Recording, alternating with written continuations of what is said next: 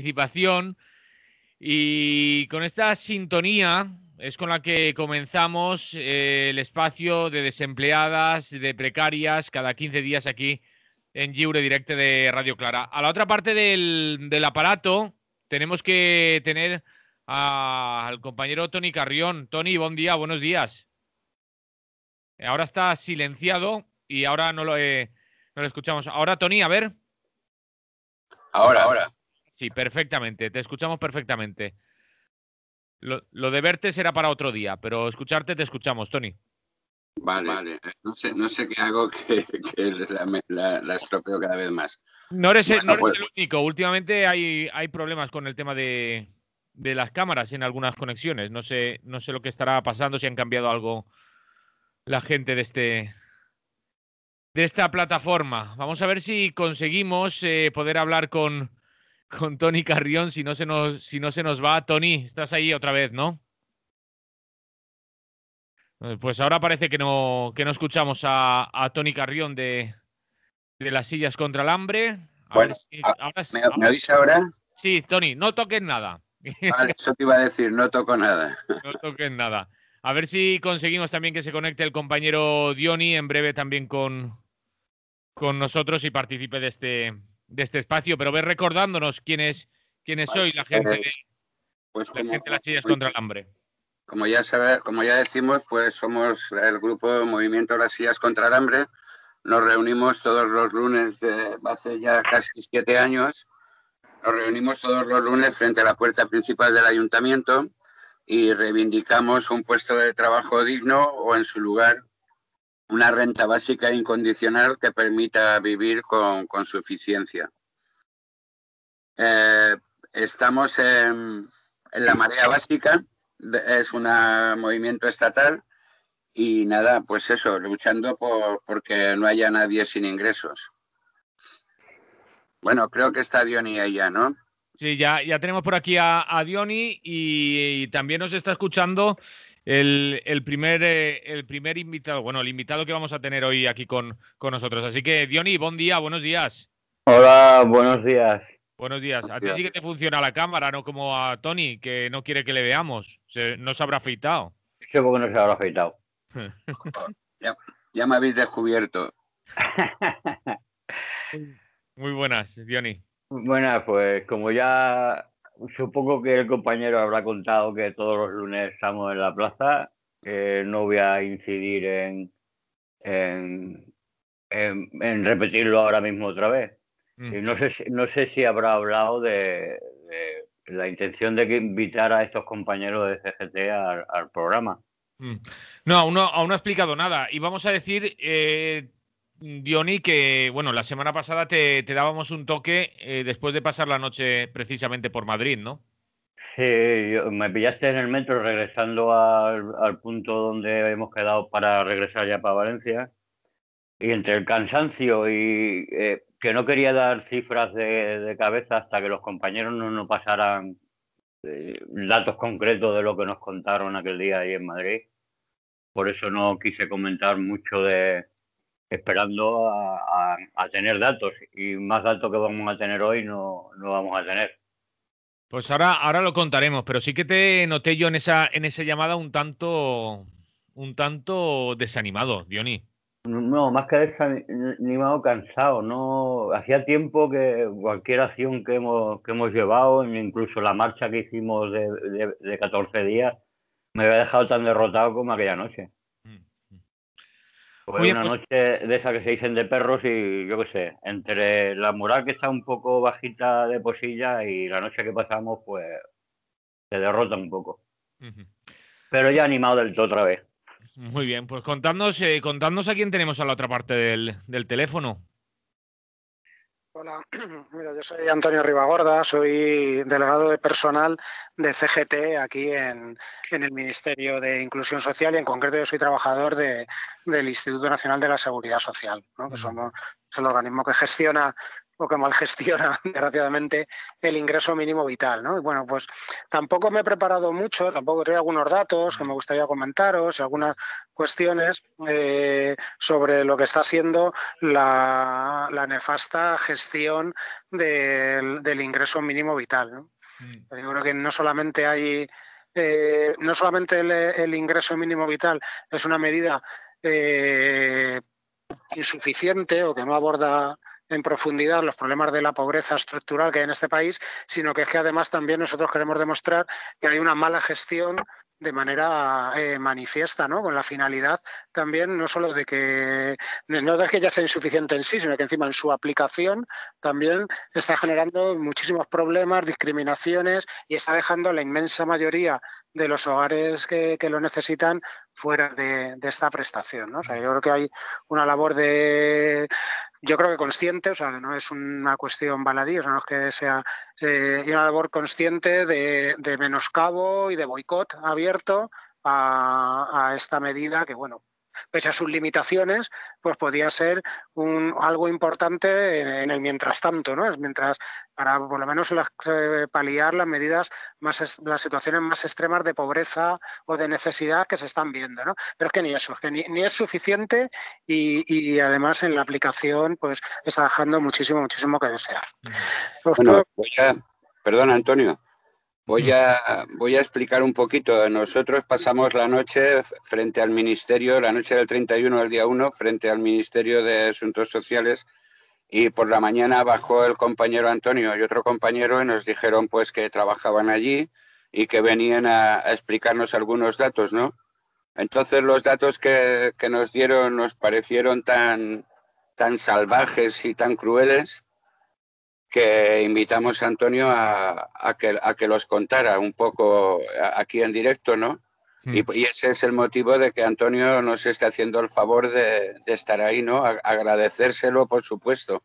Y a ver si con la verdad por delante las cosas cambian. Perdón, Antonio, vamos para allá. Dime. Bueno, pues contaros un poco, ¿no? También la visión que tenemos desde dentro, ¿no? Desde dentro de la casa, ¿no? De qué es lo que está pasando, ¿no? Que desde fuera se ve de una manera, ¿no? Y lo que se ve, ¿no? Que el ingreso mínimo vital está llegando tarde y mal, que hay muchos problemas, que hay gente que lleva un año esperando para que le tramiten la prestación, que cuando le llega finalmente tramitada resulta que se la han denegado sin saber el motivo. Bueno, pues todo eso hay que ponerlo en contexto, ¿no? ¿Qué es lo que está pasando, ¿no? ¿Qué es lo que está pasando en la Seguridad Social, en el INS, ¿no? Como entidad gestora, ¿no? De esta prestación. Lo primero y lo más grave es que no se ha invertido ni el más mínimo recurso en mejorar las plantillas para poner en pie esta prestación.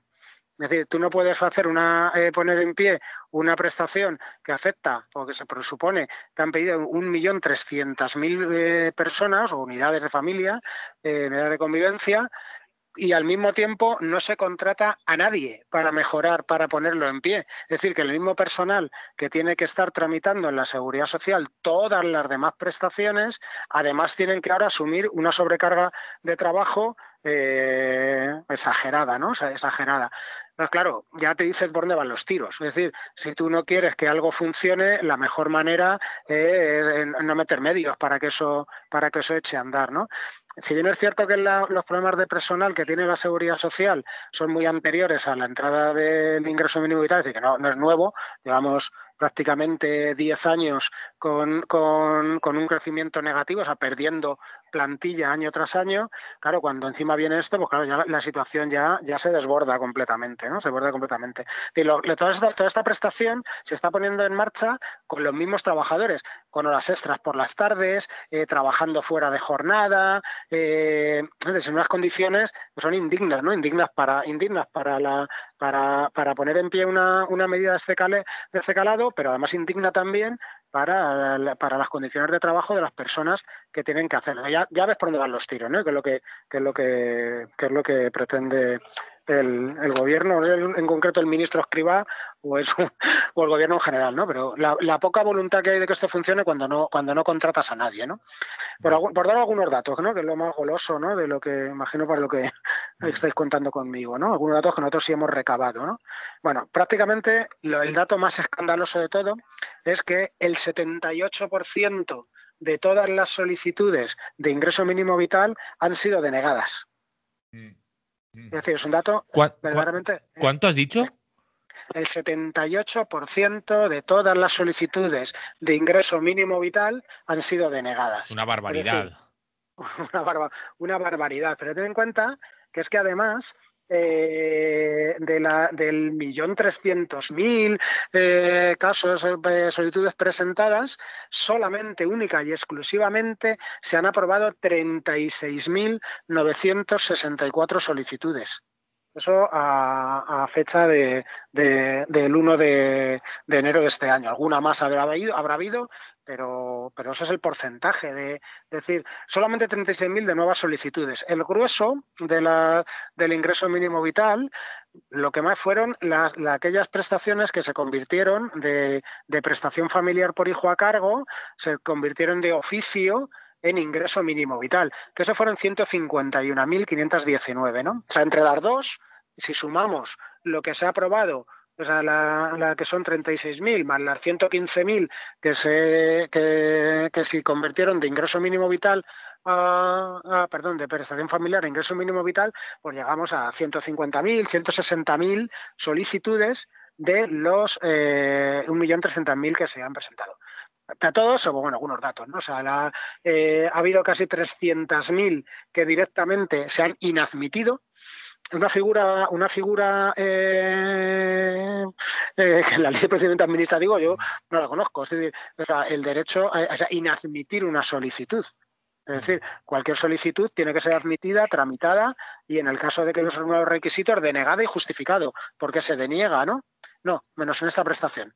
En esta prestación se inventa una figura que es la inadmisión. No la admitimos. ¿Por qué? Porque no lo admitimos. ¿Pero cuál es el motivo? Da igual, está inadmitida.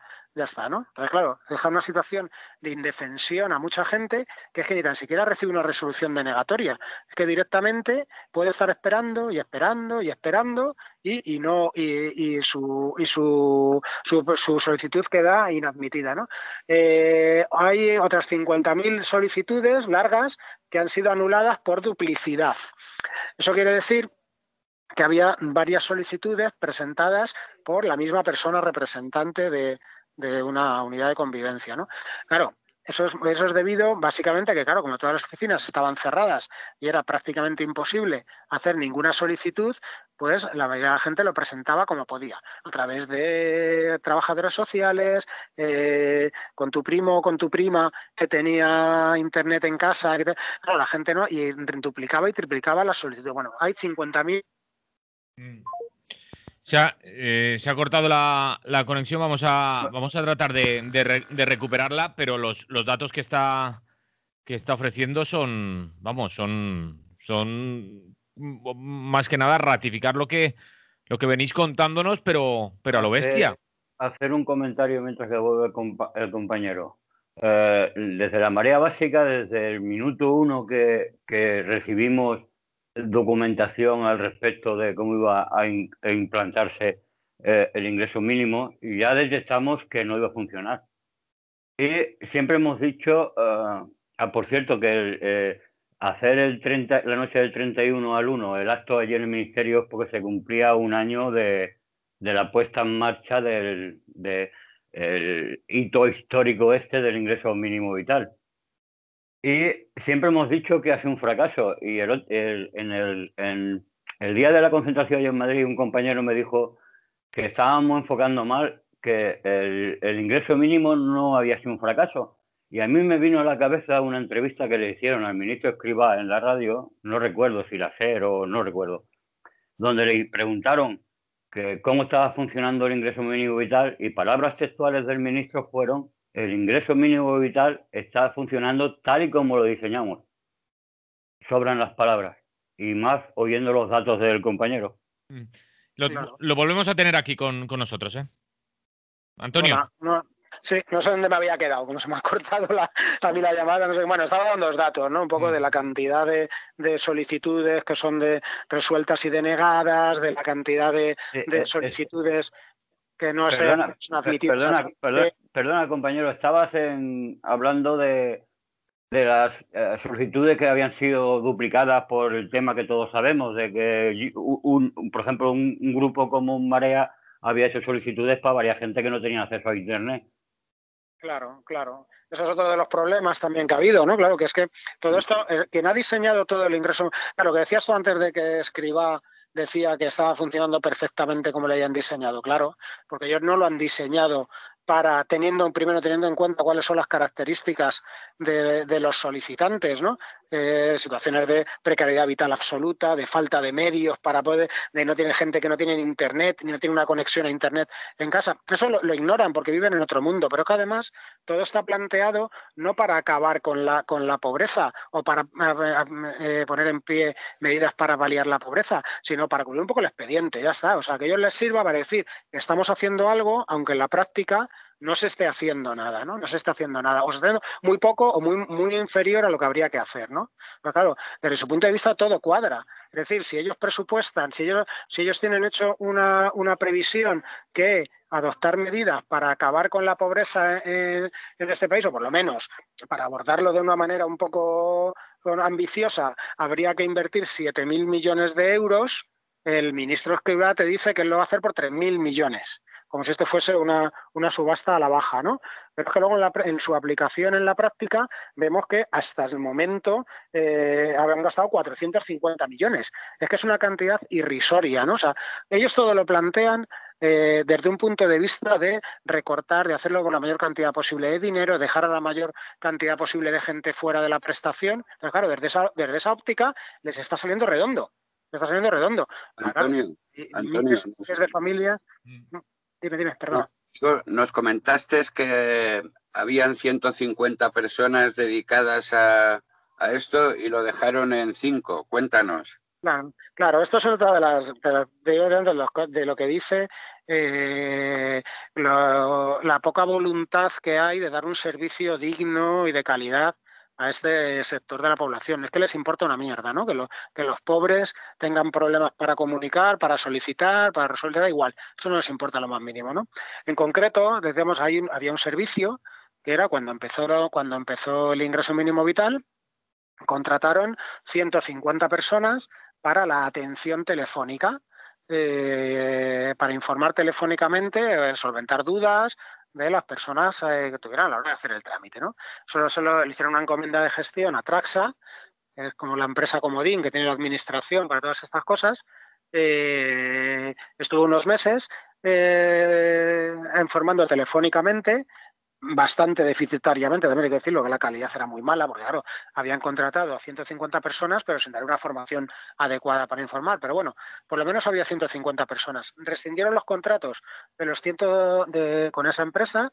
Esos 150 puestos de información desaparecieron y lo único que hicieron fue contratar 5 interinos para atender la línea 900 de información a la ciudadanía. Es decir, pues imagínate, de 1.300.000 solicitudes, imagínate la cantidad de llamadas y trabajo que genera, y solo había 5 personas, solo han quedado 5 personas para atender ese teléfono, ¿no? La gente se puede tirar días y días y días llamando al 920 22 22 y confiando en que alguien le coja el teléfono, alguien que no hay nadie. Eso es uno de los muchos datos.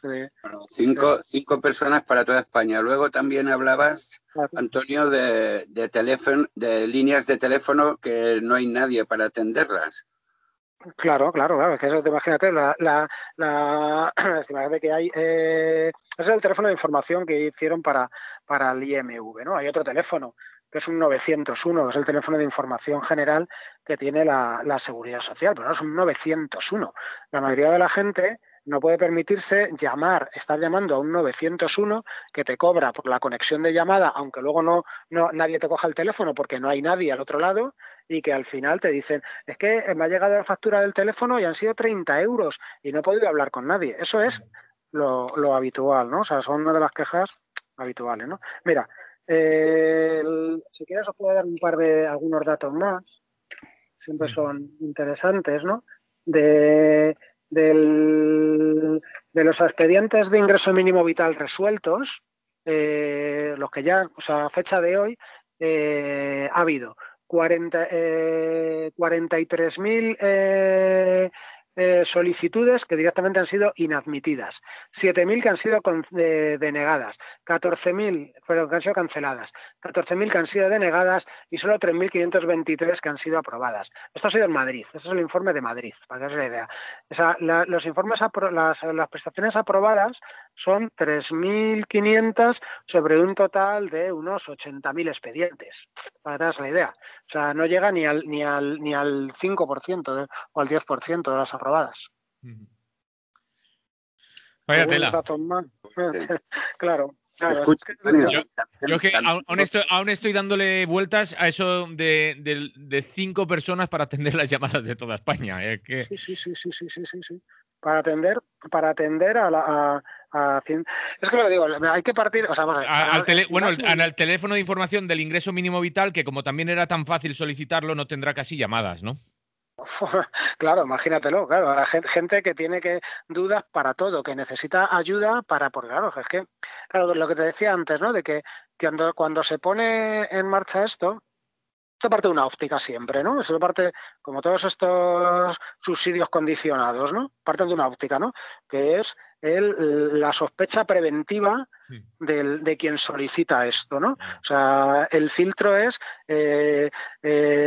en principio, están todas denegadas, excepto algunas, ¿no? Esa es la filosofía, ¿no? O sea, en vez de la contraria, ¿no? O sea, todos sabemos que los pobres son unos aprovechados. Entonces, hay que poner mucho filtro, ponerlo muy difícil, dificultarlo, y solamente unos pocos que pasen 100.000 cribas una detrás de otra llegarán al final a percibir una prestación, ¿no? Esa es la óptica, ¿no? Diríamos, Antonio, que el pobre es el enemigo. Cuidado que el que viene a pedir algo es el enemigo. Exacto. Desde la óptica del señor escribá, ¿no?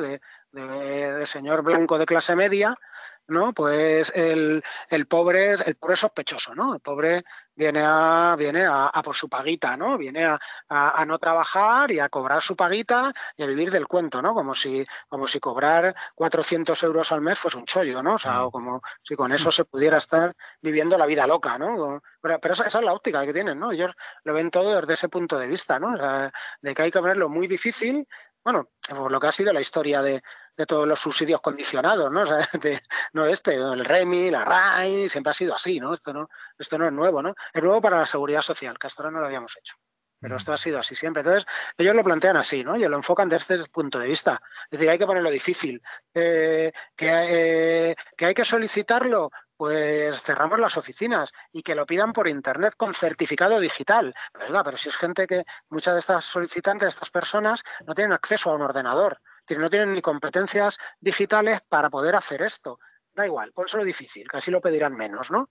Y así todo, ¿no? O sea, eso ha sido toda la filosofía, ¿no? De la puesta en marcha de esta medida. O las 100.000 trabas que ponen a todo, ¿no? O sea, por ejemplo, ¿no? Uno de los requisitos, ¿no? Es estar empadronado en el mismo domicilio, con la misma unidad de convivencia, donde al menos el año inmediatamente anterior a la solicitud. Claro, eso es ignorar completamente cuáles son las medidas de resistencia o de supervivencia que tienen la gente que se encuentra en una situación de precariedad vital absoluta, que es, pues vives en pisos compartidos, vives aquí, al final te vas a vives con tu familia, te recoge porque te han desahuciado de tu casa. Es muy difícil mantener una unidad de convivencia estable durante un año con los mismos miembros. Es decir, eso claro, si tú eres un señor blanco de clase media, seguramente no tengas ese problema. Tienes tu hipoteca 30 años y vas a poder acreditar que estás ahí viviendo y que tu unidad de convivencia eres tú, tu señora o tu señor y tu parejita, ¿no? Pero claro, muchas de las personas que viven en estas situaciones de precariedad, pues viven a salto de mata. O sea, viven en un piso, el piso se les echa, viven en un piso compartido, hay gente que vive pues en albergues, hay una infinidad. Claro, todo eso penaliza a la hora de tener acceso al ingreso mínimo vital, porque claro, si tú resulta que has estado tan desahuciado de tu casa y te has tenido que volver y te ha recogido tu familia, por ejemplo, que es muy habitual. Es que yo vivo con mis padres, ya te dicen, ¿no? Pero es que yo no tengo nada que ver con ellos. Ellos tienen sus ingresos y yo tengo mis hijos y tengo que dar. Da igual, porque como tú ya estás en la unidad con tus padres, ya primero no guardas el requisito de estar un año empadronado de manera independiente y sobre todo tienes otro problema, que es que encima te consideran como unidad de convivencia no solo tu familia, ¿no? Sino también los padres o los familiares que te acojan, que como tengan pensiones o tengan algún ingreso, también lo tienen en cuenta y también te penaliza a la hora de acceder a esta prestación. Es decir, que la óptica es visto desde arriba, ¿no? O sea, la óptica de quien piensa en estas prestaciones es, bueno, yo lo veo desde mi posición, desde mi atalaya, y veo mi situación y los pobres, pues que, ¿entiendes? Me da igual, ¿no? Cuáles sean su situación o sus condiciones o cuál sea ¿entiendes? La manera en la que sobreviven. Más cosas. Yo creo, Antonio, que nos dejas a todos con la boca abierta y sin poder decir nada, ¿no? Porque a mí cuando lo oí, como lo contabais allí, me pareció tan salvaje, ¿no? Y volverte a oírlo, o sea, y volverte a oír otra vez, me parece, pues eso, una barbaridad. ¿Cómo se puede llamar a quien juega de esa manera con la gente más débil, ¿no? Claro, claro. Pero te digo que es que no hay. O sea, yo parto de una posición personal también, ¿entiendes?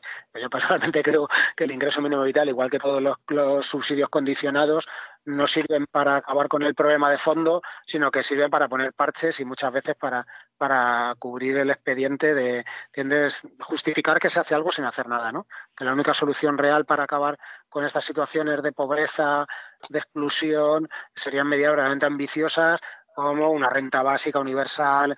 Pero bueno, eso para ellos es otro mundo, es otra galaxia. Ellos lo que quieren es hacer parchecitos que les sirvan, ¿no? Pero claro, es que además esto todo es un despropósito. Desde el minuto uno ha sido un despropósito el ingreso mínimo vital. Ha sido un despropósito en cómo se hizo de manera precipitada.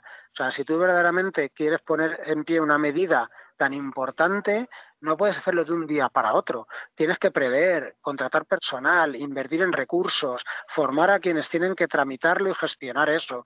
Tienes que tener una política verdaderamente ambiciosa de, bueno, lo importante es que llegue dinero a las familias. Si hay alguna situación que sea un cobro fraudulento, ya habrá tiempo de recuperarlo, ¿entiendes?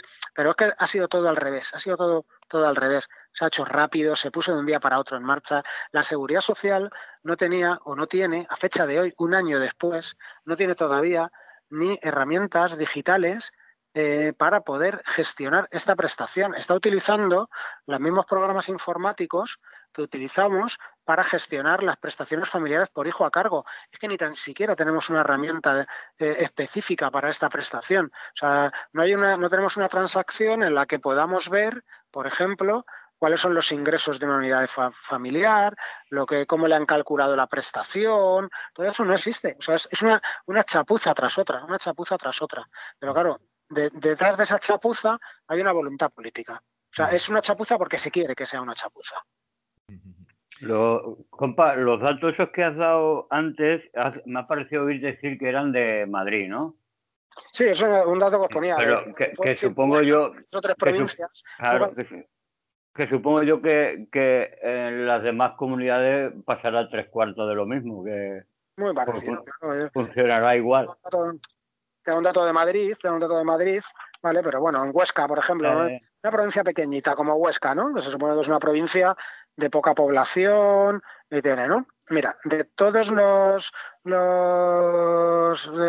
expedientes que se hicieron, se pasaron de prestación familiar a ingreso mínimo, fueron 289, no llegaban a 300 personas, ¿no? se recibieron 3.222 solicitudes para la nueva ingreso mínimo vital, ¿no? O sea, 10 veces más, ¿no? De las cuales 916 fueron inadmitidas directamente, lo que te estaba diciendo antes. Una situación de indefensión absoluta, ¿no? O sea, y además que yo creo que vulnera la ley de procedimiento administrativo, ¿no? Que la gente tiene derecho a saber cuando solicita algo, que se lo han denegado y por qué se lo deniegan.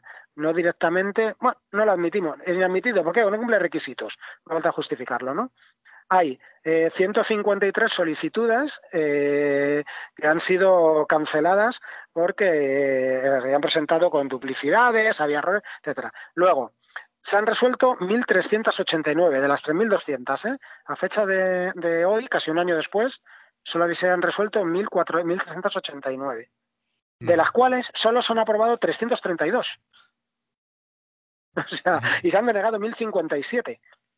Es decir, solamente de las aprobadas sobre las resueltas, solamente se ha aprobado el 23%, el 76% se han denegado. Esto es una provincia pequeñita como Huesca, que seguramente no sea una de las provincias donde, pues, población pequeñita, pero donde seguramente pues, no tengan las condiciones socioeconómicas que pueden tener Sevilla, por ejemplo, ¿no? Madrid, Valencia, ¿no? Una gran ciudadano con bolsas de pobreza importantes y todo. Si queréis Valencia, os lo puedo buscar y preparar. Ya os lo pasaré. ¿Vale? ¿Cuál era vale, gracias. Sí, te lo agradeceremos, Antonio, sí. Por conocerlo. Porque todos estos datos al final vienen a confirmar la sensación que tienen los compañeros y que nos vienen trasladando todas las semanas, que no llega, que ese ingreso mínimo vital no llega, que hay problemas para gestionarlo, los problemas en atención a cómo realizar la petición, lo que hablábamos de los 5 compañeros trabajando para atender las preguntas de todo el territorio español, es lamentable, es muy lamentable. Y eso que en principio es una de las medidas estrellas de este gobierno progresista, ¿no? Ya, el más progresista de la historia de la galaxia. De la historia de la galaxia, exacto, de la Vía Láctea, nos decían el otro día. Un dato, a ver si sabe algo, el compañero de la CGT. Anoche una señora me escribió por privado preguntándome si podía informarle. Ella dice que le concedieron el ingreso mínimo sin arreglar papeles, que supongo que sería uno de esos que dijeron que iban de oficio. Claro. Y ahora este último mes se ve que no se lo han ingresado. Claro. Me preguntaba que si tenía que renovar papeles, si tenía, digo, esto lo averiguo y te contesto. Te lo digo yo. Ya te digo yo lo que fue. Eso, ahora se van a dar muchos casos. Es que ahora va a haber gente que va a tener que devolver dinero. O sea, que le van a reclamar como cobros indebidos.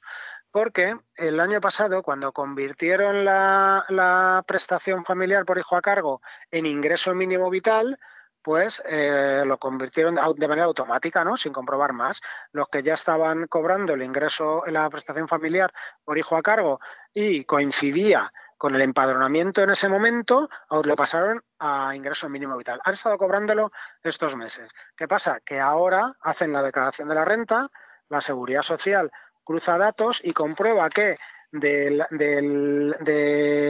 si a lo mejor en el mes de mayo del año pasado, junio del año pasado, cobraban por una unidad de convivencia de 2 adultos y 2 menores, por ejemplo, ahora resulta que se comprueba que la unidad de convivencia no era tal, la han podido comprobar, y ahora resulta que son un adulto porque ha habido una separación, lo que sea, ¿no? Y han variado las condiciones con las que le aprobaron la prestación.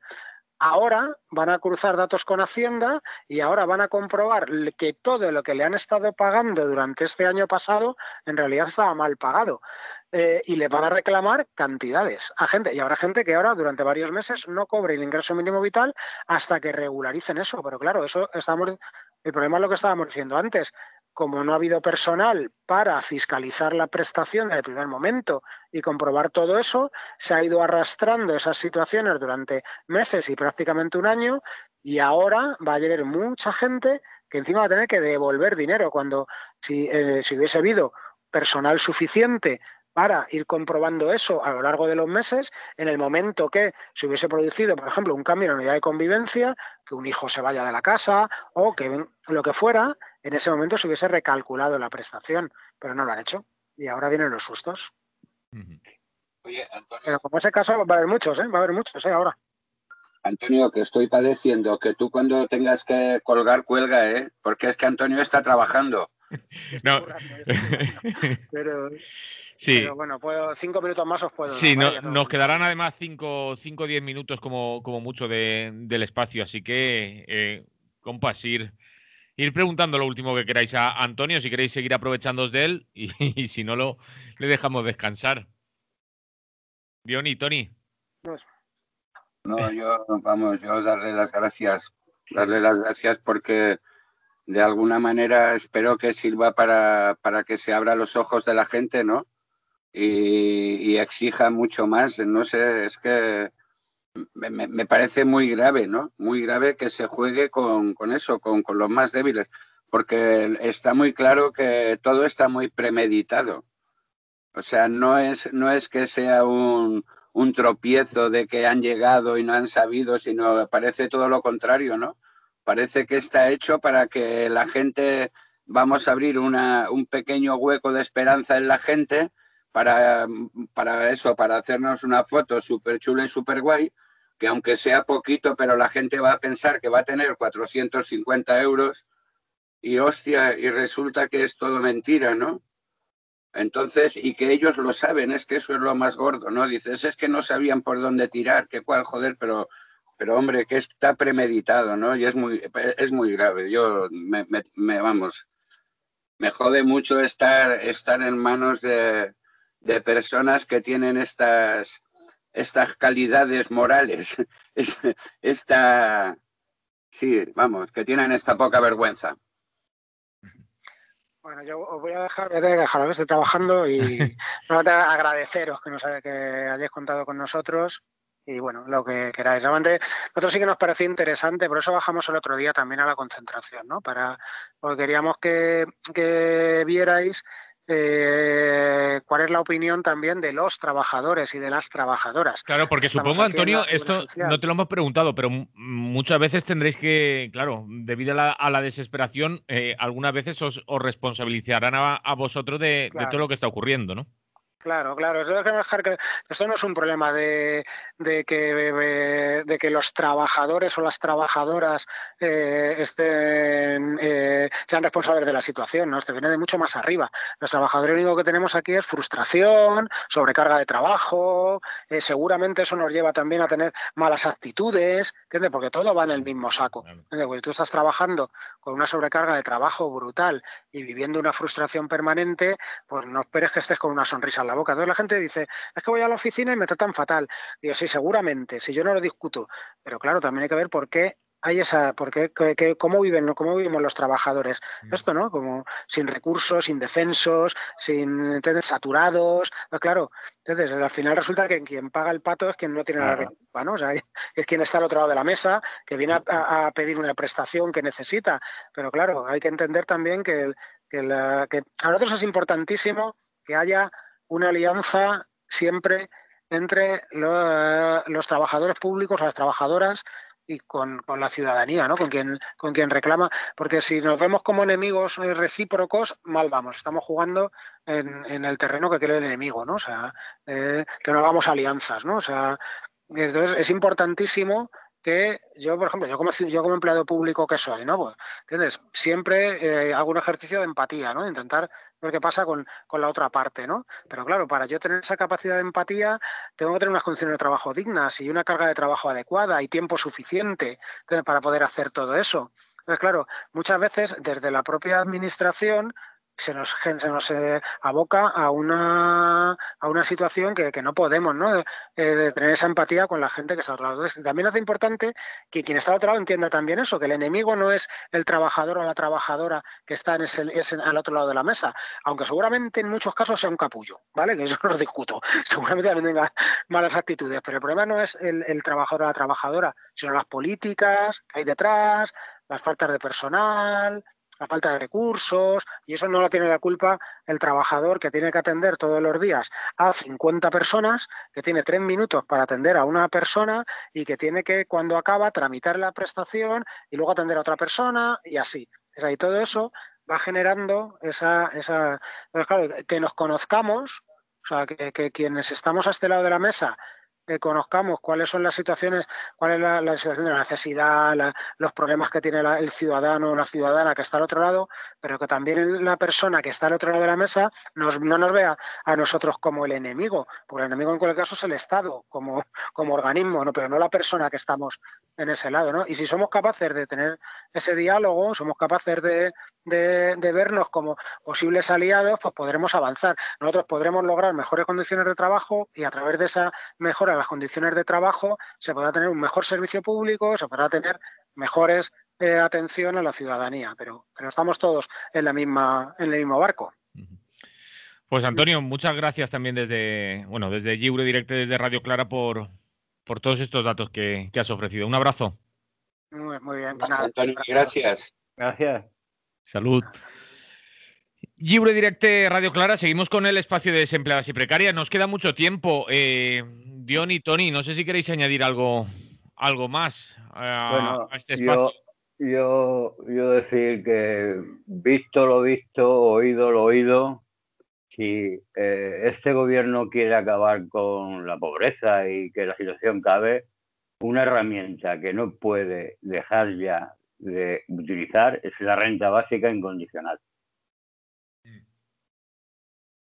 Más claro, cada día más claro. Tony. Renta básica incondicional, individual, universal y suficiente. Muy bien, pues vamos a... Más cosas. Tenemos que acabar.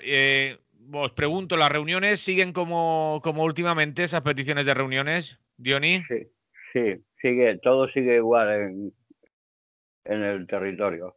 Pues ahora viene verano, así que irás olvidando ya casi hasta otoño. No, pero ahora hay muchos actos que salen mucho a la calle, se le puede pillar por ahí en algún acto. Pues dicho queda. Tony, ¿tú tienes preparado algo para nosotros? Sí, comentar, y viene al caso, que me gustó mucho la manifestación contra la ley Mordaza que se hizo el otro día, ¿no? La gente, me pareció que hubo bien. Hubiera estado mejor mucha más gente, pero bien. Me gustó y dar gracias a la gente que lo organizó. Muy bien. Y nada, yo le voy a leer un cuentecillo, si te parece, referente a la ley Mordaza. Perfecto. A ver. Cuando usted quiera, Tony. Vamos. El viejo juglar empezó su cantar. El viejo laúd llenaba con sus notas la plaza. El sol le daba con ganas a quien se pusiera a su alcance. Un día primaveral, lleno de luz y color. Vecinos y vecinas, deteneros y escuchar este suceso acaecido en tierras de cristiandad. No os pido una moneda ni un pedazo de pan. Quiero a cambio una sonrisa y sembrar humanidad. Los lugareños formaron un semicírculo frente al músico que improvisaba una melodía de espera. La curiosidad del público hizo que pronto guardaran silencio y el trovador siguió su canción. Por contar unos chistes, esa fue su gran maldad. Fue encerrada por un año que purgara su crueldad. A una doncella plebeya, no de la casa real, utilizaron de ejemplo para que aprendan los demás. Las gentes se miraban unos a otros y todos decían, no puede ser, ¿cómo van a desgraciar la vida de nadie por contar unos chistes? El viejo mensajero continuó con su noticiario. Igual que en tiempos de antaño que no se podía hablar, nos han traído este año para la boca un bozal. Vecinos y vecinos, no os vayáis a olvidar que esta historia es verdadera aunque parezca irreal, que enseña que no te creas que vives en libertad. ¿Lo llamamos despotismo o esperamos algo más?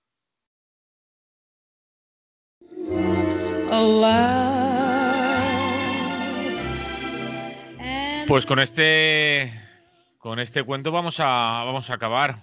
De ahí saqué una canción que igual por ahí la habéis oído. Bien, Tony, perdona, que no te he escuchado. No, que decía que de ese cuento que saqué una canción, un rock and roll, que se llama El Rock de Cassandra. Pues un día no lo tendrás que... Muy bueno, por cierto, el rock de Cassandra. Nada, un día, el próximo día que vaya al estudio me llevo la guitarra. Muy bien, pues aquí te esperaremos. Muy bien, Tony, Diony, tenemos que dejarlo, recordarnos otra vez más dónde encontraros, cada lunes. Pues aunque cada vayáis lunes... a Madrid, las compañeras no han fallado. Sí, aunque una representación fue a Madrid ese fin de semana, aquí la gente que se quedó siguió con la cita diaria, lunes de 11 a 1. Diaria me refiero de todos los lunes. Diaria por no decir semanal, vamos. Sí, es que se hace un largo. No sé, al final posiblemente nos toca hacer la diaria, porque se ve que con una a la semana no nos oyen. Cada lunes, a partir de... ¿Qué es? ¿De las 11? Sí, de 11 a 1. De 11 a 1. Aproximadamente, que somos españoles. Sí, que la gente se acerque quien quiera y que la gente se organice, porque ya estamos viendo lo que hay, ¿eh? Sí, estos datos han venido a confirmar lo que venís contando cada 15 días aquí en Lliure Directe Radio Clara. Por cierto, vamos a aprovechar... Claro, perdona, Manolo, que quede claro que Antonio trabaja ahí, o sea, no se lo han contado, él trabaja ahí. Está claro. Decía yo que iba a decir que cada semana estáis también en la radio y televisión del Poble, pero vamos a aprovechar porque no puede ser de momento para mandar un abrazo al compañero, ¿no? Un abrazo muy grande, sí, para Joan y los demás, para Vico y para todos. Que se mejore pronto. Que fan falta.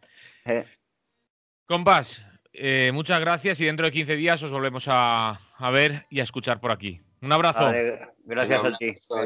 A ver si Tony se ha afeitado ya y nos deja verle la cara. Yo no sé qué pasa con el aparato, che. Venga, salud, compas. Salud. Venga. Salud. Lliure Directe Radio Clara, fins així l'espai quinzenal de les assemblees, plataformes, associacions de desocupades i precàries.